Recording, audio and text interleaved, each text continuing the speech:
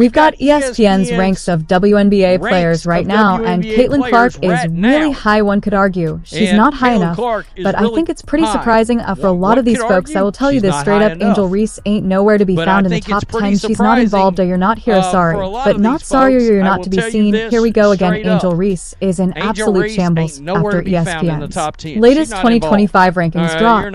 And let's just say reality hit harder than any defender she's boxed out this season. Reese thought she was the undisputed queen of the court, walking around with that "I'm the face of women's basketball" energy, but ESPN had other plans, ranking her not in the top 5, not even the top 10, but 12th. That's right, 12th.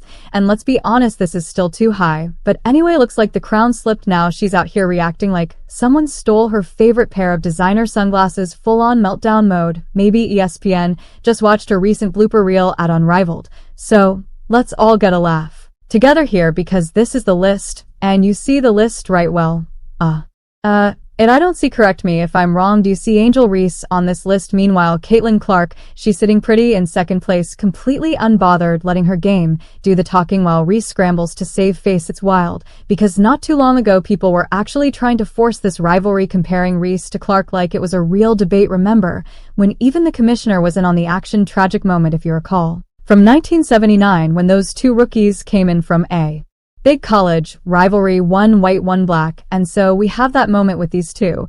But the one thing I know about sports, you need rivalry. That's what makes people watch. They want to watch games of consequence between rivals. They don't want everybody being nice to one another. Well, consider that conversation officially over. The gap isn't just clear, it's embarrassing. Clark didn't even have to break a sweat, and yet she's miles ahead, while Reese is somewhere, probably rage scrolling through her mentions, trying to tweet through the pain. Don't believe me? Here's proof. Let's be real for a second, this is downright humiliating for Angel Reese. She had all the hype, all the media attention, and all the trash talk. She built her brand around being that girl, the so-called game changer. But when the dust settled, and it was time to back it up, she's sitting outside the top 10, clutching her participation trophy. Meanwhile, Caitlin Clark, she's been minding her business, dropping triple-doubles, shattering 62 records, and casually redefining what it means to be a superstar in sports. No gimmicks, no excuses, just straight up dominance, okay? And lo and behold, I couldn't believe my eyes when I see number 2, they had Caitlin Clark. I said, really? And please spare me but she's a double-double machine argument. Double-doubles are cool and all, but you know what's cooler? Being the actual reason people tune into games. ESPN used to have this weird anti-Clark energy, like they were allergic to admitting she was that girl. But guess what? Even they couldn't deny it anymore. She is the needle. No, a lot of people say that Caitlin Clark moves the needle. That is wrong. She is the needle. She dictates.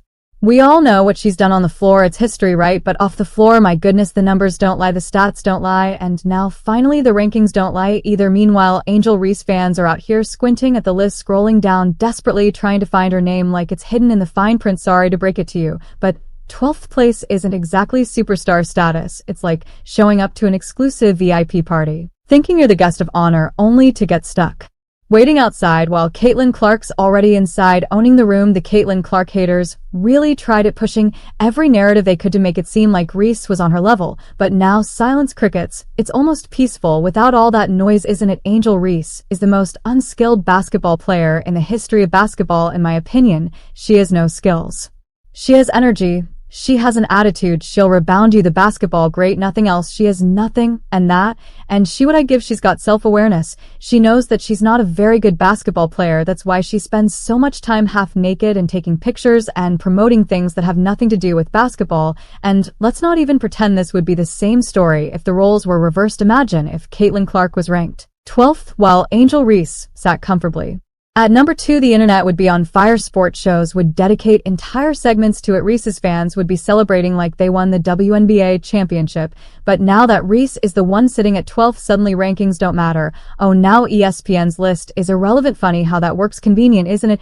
If we did go off of how much winning Caitlin was doing, how she was contributing to winning, and then going off the viewership and all that, oh yeah, for sure.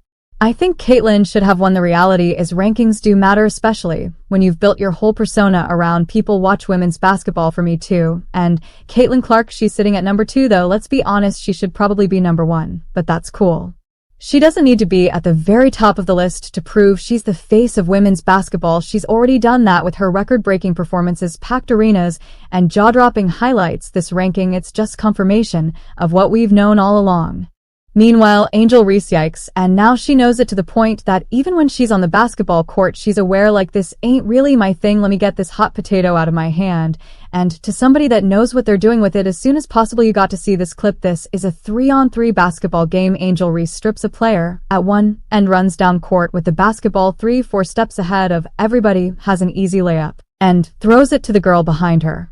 What's even funnier is that ESPN must have finally caught up on reality. Caitlin has become undeniable. Remember last season when, for reasons that defied all logic, ESPN actually ranked Angel Reese above Caitlin Clark on the rookie list? Yes, above the same Caitlin Clark who was out here breaking records like it was her side hustle, pulling up from the logo and making defenders question their life choices.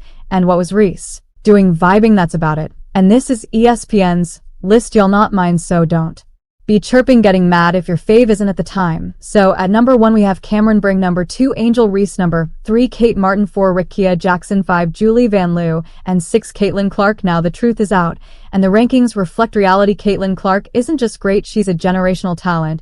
And Angel Reese, maybe next time less talking, more hooping. Sure, Angel Reese pulled down some rebounds, credit where it's due. But outside of that, what were we really looking at? A walking highlight reel of missed shots, lackluster defense, and an offensive bag that's emptier than a vending machine after midnight. Yet somehow, despite all the bricklaying and defensive lapses, she was crowned as one of the top rookies, even earning a Rookie of the Year vote. Fast forward to today, and it seems like the experts have finally opened their eyes. Maybe they actually watch the games, maybe they stopped believing the TikTok hype, or maybe reality just hit them like a missed layup off the backboard. Either way, justice has been served, because the more you watch Angel play, the clearer it becomes she hasn't improved. In fact, she might have regressed. Angel Reese may be playing in the league, but who wants to see a goofy 6'6" woman miss layups? Not I. Her shooting still a struggle, calling it inconsistent would be generous. Her defense, it's giving stat padding energy, just enough effort to fill up the box score without making any real impact. And let's not even get started on her offense, because that's an entirely different case study. If her jumper had a personality, it'd be shy, unreliable, and nowhere to be found when it matters most. Number 2 player in the entire league, not on the Olympic team, just pointing that out.